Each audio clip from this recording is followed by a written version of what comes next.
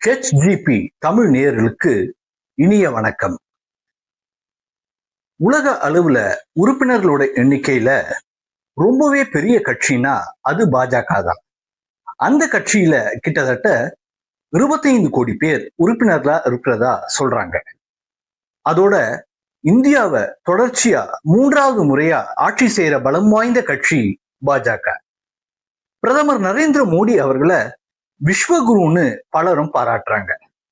இத்தனை சிறப்புகள் இருந்தும் பாஜகவால ஏன் தமிழ்நாட்டுல ஆழமா கால் ஊன்ற முடியல? இதற்கான காரணங்களைத்தான் இந்த வீடியோல சுருக்கமா பார்க்க போறோம். காரணம் 1, தமிழ்நாட்டின் திராவிட அரசியல். அதாவது மதசார்பற்ற சமூக நீதிக்கு அதிக முக்கியத்துவம் கொடுக்கிற ஒரு அரசியலை மட்டுமே நாங்கள் முன்னெடுக்கிறோம் அப்படின்னு திராவிட கட்சிகள் சொல்றாங்க. ஜாதி மத அரசியலுக்கு முக்கியத்துவம் கொடுக்காம எல்லோருக்கும் எல்லாமேங்கிற கோட்பாட்டின் அடிப்படையில நாங்க செயல்படுறோம்.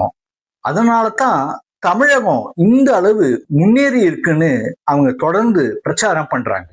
இதுவே பிஜேபி மதம் சார்ந்த பிரிவினைவாத அரசியலையே அதிகம் நம்பி இருக்கிறதா இங்க இருக்கிற திராவிட கட்சிகள் சொல்றாங்க. கொஞ்சம் கொஞ்சமா பிஜேபியோட வாக்கு வங்கி தமிழகத்துல உயர்ந்துட்டு தான் இருக்கு. பிஜேபி மீதான பார்வை மாறிட்டு தான் வருது. அப்படி இருந்தாலும் இத்தனை ஆண்டு காலமா பிஜேபி ஒரு மதவாத கட்சின்னு திராவிட கட்சிகள் ஒரு பிம்பம் ஏற்படுத்தி வச்சிருக்கிறதால பெரும்பாலான மக்கள் அதையே நம்பிட்டு இருக்காங்க.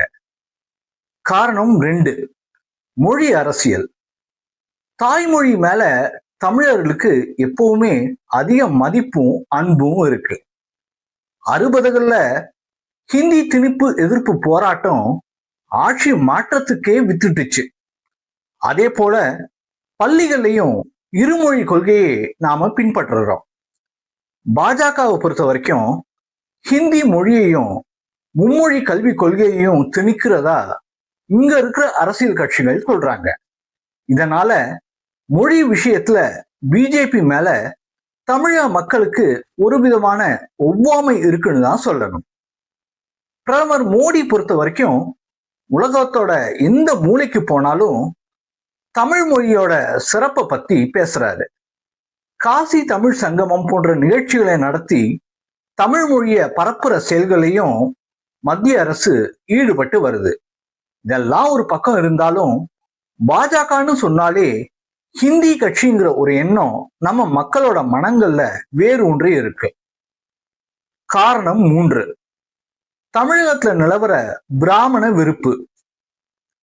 பாம்பையும் ஒரு பார்ப்பானையும் ஒரு சேர கண்டா முதல்ல பாப்பான அடி அப்படின்னு பெரியார் சொன்னதா சொல்வாங்க. அந்த அளவு பிராமண வெறுப்புணர்வு தமிழ்நாட்டுல அதிகமா பரப்பப்பட்டிருக்கு. பாஜகவை பொறுத்த வரைக்கும் பிராமணர்களுக்கு முக்கியத்துவம் தர கட்சியாகவே தமிழர்கள் நினைக்கிறாங்க. இத்தனைக்கும் பிரதமர் மோடி ஆகட்டும், உள்துறை அமைச்சர் அமித்ஷா ஆகட்டும், இவர்கள் பிராமணர்கள் இல்லை. ஆனா நிர்மலா சீதாராமன் மாதிரியான தமிழ் பிராமணர்கள் மோடி அமைச்சரவையில இருக்காங்க. இது இங்க இருக்கிற கட்சிகளுக்கு எரிச்சலை ஏற்படுத்தியிருக்கு. காரணம் 4, தமிழக மக்களிடம் ஜிஎஸ்டி உள்ளிட்ட வரிகளை வசூலிக்கிறீங்க.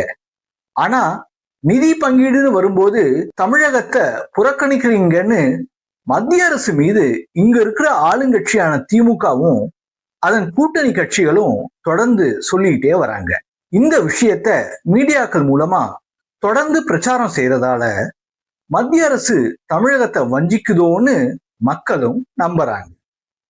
காரணம் 5, பாஜகவுக்கும் மத்திய அரசுக்கும் எதிராக இங்க இருக்கிற கட்சிகள் தொடர்ந்து பிரச்சாரம் செஞ்சாலும் உரிய தரவுகள் மூலமா அந்த எதிர்மறை பிரச்சாரங்களுக்கு கவுண்டர் கொடுக்கிற அளவு திறமை வாய்ந்த தலைவர்கள் தமிழக பாஜகவுல இல்லை. அண்ணாமலை ஓரளவு திராவிட கட்சிகளின் பிரச்சாரங்களுக்கு எதிர்க்க தீ போட்டு வந்தாரு. ஆனா கூட்டணி விவகாரத்துல அவர் பேச்சு எடுபடல. அதனால அவரும் தற்போதைக்கு ஒதுங்கியே இருக்காரு. அது போல பிஜேபி கூட கூட்டணி அமைச்சாலே அருவருக்கத்தக்க கட்சிங்கிற மாதிரி பிரச்சாரம் செய்யப்படுது. 2019 மக்களவை தேர்தல் சமயத்திலையும் 2021 சட்டமன்ற தேர்தலையும் வேண்டா விருப்பாத்தான் அதிமுக பாஜகவோட கூட்டணி அமைச்சுது. 2024ல சிறுபான்மை வாக்குகள் கிடைக்கணும்னு ஆசைப்பட்டு பாஜக கூட்டணியை அதிமுக முறிச்சுது. தற்போது வாக்குகள் சிதறக்கூடாதுன்னு பாஜகவோட அதிமுக மீண்டும் கூட்டணி அமைச்சிருக்கு. இருப்பினும் அச்சோ பாஜகவோட கூட்டணியா, அவங்க மிரட்டி கூட்டணி அமைச்சிருக்காங்க, இந்த கட்சி பிஜேபிக்கு அடிமை ஆயிடுச்சு, எதிர்கட்சிகள் இப்படிப்பட்ட எதிர்மறை பிரச்சாரங்கள்ல ஈடுபடுறதால பல கட்சிகளுக்கு பிஜேபி கூட கூட்டணி அமைக்க ஒரு தயக்கம் இருக்கவே செய்யுது. 2026ல தமிழ்நாட்டுல தாமரை மலருமா, எத்தனை இடங்கள்ல ஜெயிப்பாங்க, இதெல்லாம் பொறுத்திருந்து தான் பார்க்கணும்.